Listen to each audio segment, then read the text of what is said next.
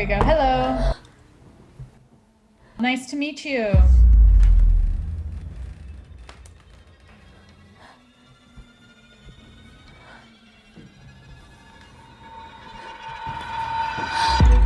Dad, Dad, wake up. A man was in our backyard. The man.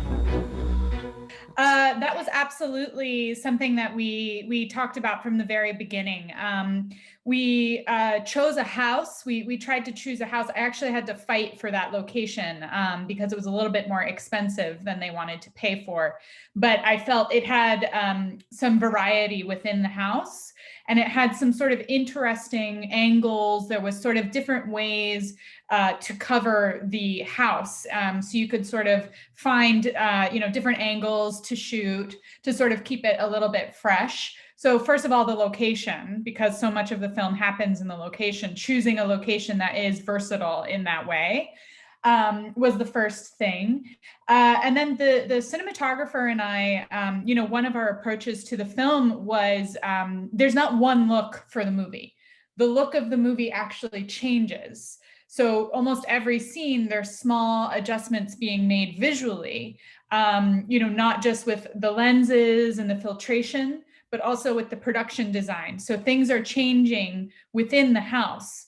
If you go back and watch the movie again, you'll actually see, some of the paintings change, right? Some of the set decoration changes. Everything is changing a little bit as you go. And then of course, the experience of the main character is changing. So just making sure that her journey is different every time we come back to that fight. Her entry point into it and her experience of it is different. So you're never having the same scene over and over again. And then of course, finding ways to get out of the house, right? So we have her go to a book reading, we have her go to the store, we have her sort of getting out of the house as well. But absolutely, that was a huge challenge of the script. Dad, wake up. A man was in our backyard. The man. In horror community is very small. We all know each other, especially in Los Angeles. So we knew each other, and one of the producers sent me the script. He said, "I think you're going to like this script." And I knew that Bria, was involved, and I'm such a fan of Bria. And so it was exciting for me to sort of come to a script and be able to see it with Bria in the role as I was reading the script. To sort of imagine her in that role was really wonderful for me. And so I finished the script and I really enjoyed it. I thought it was a really interesting challenge. There was a lot of, it's very ambitious. It's a very ambitious script, especially for such a small movie. And so I called Bria and I said, "Hey, I think we should talk." And we had a conversation and we were on the same page. And so we sort of went from there. But it was very, we already had a lot of trust and a lot of a good relationship already before we even started collaborating. So I think that was very helpful. What if he comes back? I can't be with you when you're like this. Miss Rari, you seem angry. I am angry. Yeah, certainly. It's so the whole movie is really, I think of it as going through the looking glass, right? Like through a broken mirror. We think of it as the Twilight Zone, almost an episode of the Twilight Zone.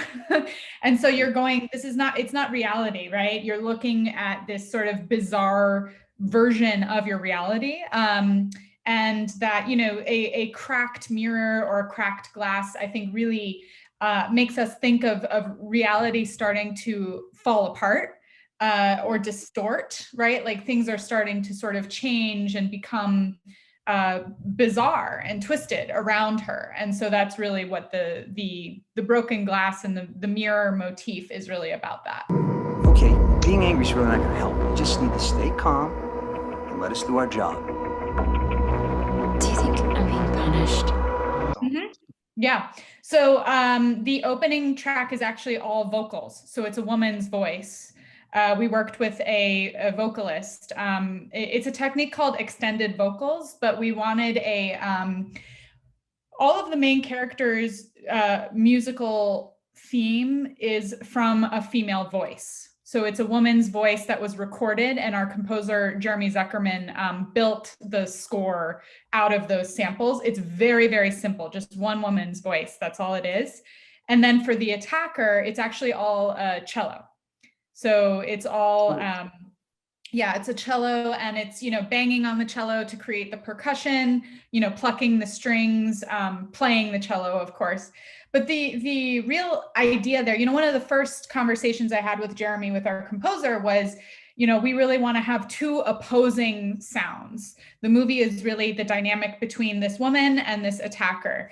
And so identifying the sounds that will be for each of these characters, and that the woman's sound is very organic, right? It's a female voice. It's all from the body. And the man's sound is not organic at all. So it's all from an instrument. It's from a, there's no body. He doesn't breathe. He doesn't have any sort of normal human sounds that he's making. It's all from, this sort of instrument, right? Non-human instrument. And so really all of the music kind of comes out of those sounds, to be honest. It was very stripped down, very, very minimalist, very simple approach. I've heard him every day. I really enjoy collaborating. I think, well, first of all, it's a lot of work and would definitely slow down the process quite a bit if I was going to do everything. I also think, I'm sort of at a point where I'm more interested in working with other artists and bringing my my vocabulary, my understanding of music, and then collaborating with people who, that is their sole focus. At this point in my career, I'm really not a professional musician. So, I still play, I still write music, I enjoy playing music, but, I really want to collaborate with someone who's going to bring their own taste and their own creativity to it. And I'm also just a huge fan of Jeremy's music. He's really very, very talented. And I had heard he did the music for the Scream TV show, MTV's Scream, and then the Avatar: The Last Airbender animated series. He did all the music for that show. And it wasn't actually until I discovered his solo work that was a little bit more avant-garde, abstract, that I really fell in love with his music. And that was sort of when I, really started having a conversation with him, because I, with this film, we have opportunity to do something a little bit more experimental, right? Like we can bend the rules a little bit with this movie because it is so untraditional. It's not traditional in so many ways. So I find a lot of joy in collaboration is the short answer. But he keeps coming back.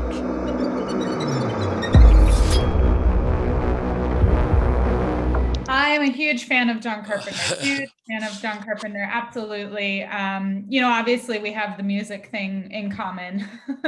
I have a lot of respect for John Carpenter and sort of what he was able to do for the genre. And I don't think you can make a movie about a masked killer without, John Carpenter being part of the DNA of your film. He's omnipresent. In if you're going to do especially a house invasion, being chased by a killer with a mask on, there's going to be John Carpenter in it. So it was not anything conscious. We didn't go out of our way to quote John Carpenter, but I think, again, he is so much a part of the DNA of this type of a slasher movie. The other thing that I think pops up is Scream. The movie Scream, which, I love the idea of bringing satire to the genre of horror. And I think that, that also comes through in Lucky. Bria, the writer and star, and I both really love Scream. So I think it's there, in a few of the frames. I'm a social worker. Do you have a moment? That's always how these things start, right? It starts with the script. So Bria is very funny. She has a really good sense of humor, and I think that comes through. But I think, not to take yourself too seriously. So we know that we want the look to be very cinematic and serious, right? The cinematography is very cinematic. We shot anamorphic aspect ratio, dramatic lighting, nice colors. It's very much not shot like a comedy. It's shot like a serious film. But then the performances and the dialogue and bringing lightness to that, I wanted specifically to cast comedy actors. So we only auditioned people with improvisation and comedy, sketch comedy background. So, that was very intentional. All of the actors pretty much in the movie are comedians. So that was very specific for me wanting to do that. And again, going back to collaboration, it's, keeping it open and saying, is there any way to make this feel even more ridiculous or absurd? I like absurdist comedy, absurdist theater. That's really what we're trying to do. And because the themes are very serious and heavy, I think to come at it with satire is the right approach, so that it's not just so heavy for 80 minutes. You're, drowning in the seriousness of it. But instead, we can start somewhere where the audience is laughing and then end somewhere where, now we can have a serious conversation because we've sort of had this journey. It's not just heavy the whole way through. Alone, isolated, see, that's why you have to always stay vigilant. I have really hurt him. So much blood. Hey, that's very graphic. Yeah. We wanted the mask to be, look very human, so that, from a distance, you maybe think, oh, is that a normal face or is there something sort of strange? We didn't want it to be really striking right out. We wanted it to be more subtle. And so that's why it's sort of not, like a creature or anything like super crazy. We really wanted it to look like a human face, but maybe with something slightly off, about it. So that was sort of the intention there. The end is the husband, but it's also the police officer. It's all the different men that we've seen throughout the entire film at different ages. And so it's sort of a supernatural shapeshifter that embodies her fear and her paranoia of all the men in her life, and sort of how they represent this threat, this omnipresent threat to her. And that there is no bad guy. It's elusive. There is no resolution. In the original script, she goes to take off his mask and it just cuts to black, so we never see anything. And, I kind of wanted to, I felt that's a bit of a cop-out. It's a bit lame, right? To just cut to black and you don't see anything. So I said, what can we do that, can still not present, there's no big reveal, but still giving the audience something to talk about at the end of the movie, right? Not just, no answer, go away. It's like, we can start the conversation. What do you think it means? I think it means this, I think it means that. So that was really the intention, is just to keep the conversation going and really know, there is no concrete answer. There's no solution. Very graphic. You're lucky that they want to do another book with you. I'm not lucky. Let's do this. Yeah, it is ironic. Absolutely. That's part of it. That's actually from a real experience that many women have, but that's from Bria's, she was robbed and, the cops, the police came to her and they said, well, you're lucky nothing else happened.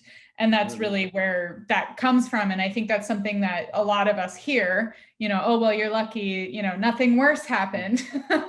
And just, that's a very dangerous road, right? That's not the correct use of the word lucky. And so it's a nod to that experience. At the same time, she is lucky, right? She didn't get killed. She's still alive. She's still, so it is definitely multi-tiered in that way. And I just think it's funny. I hope people have a little bit of a chuckle to themselves, when the title comes on screen, like, okay, yeah, that's sort of a sardonic conclusion to this movie where we've seen this woman going through this experience and then the end of it is, lucky. So it's meant to be the start of a conversation, right? Like, let's talk about what you think it means. Was she lucky? Is she unlucky? What does it mean to be lucky? Really, it's meant to be a continuation of the conversation. That was the title of the script. So when it came to me, it was already titled Lucky. And I just loved it. It felt perfect to me, absolutely perfect to, I also don't use opening credits. So there's no credits at the beginning of the film just starts. And I like, just generally in most of my work, I like using the title as the end of the movie, sort of like something to bring it all together, rather than at the top of the film. So in many ways, it's sort of like the epilogue to the movie is the title, if that makes sense. We are being attacked in our homes and in our friends' homes every goddamn day for the rest of our lives. There's no rationalizing it. There's no saving us.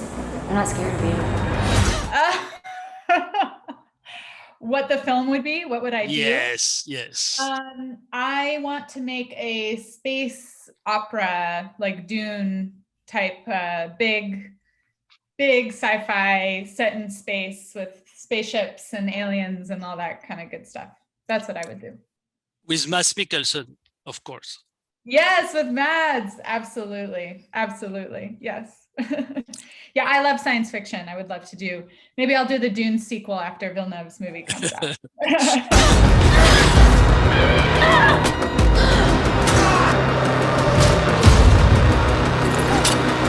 You know what I really like? Speaking of Mads Mikkelsen, I thought his film was just wonderful. Another Round, with a Danish filmmaker whose name I definitely can't pronounce, so I'm not going to even try. Thomas Vinterberg. Vinterberg, yeah. As I butcher it with my American accent, yeah. I thought it was a wonderful film, and yeah, just a really beautiful piece of character work. I really enjoyed it very much. So if people like Mads Mikkelsen.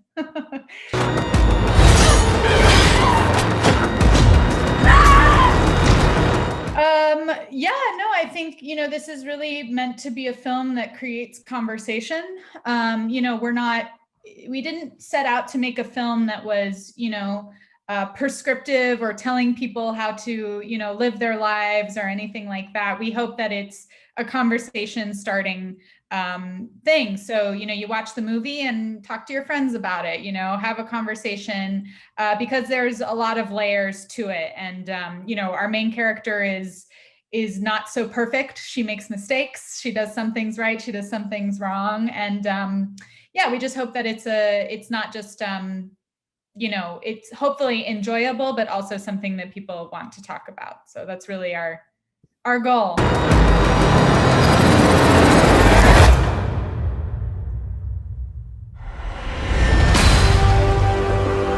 So disappointing because the film is playing at so many amazing festivals and we couldn't go to any of them. Yeah, we know that it is difficult, but you will come with your next film. Dune 2 seems to be a really good film for the audience. So perfect. Yeah, exactly.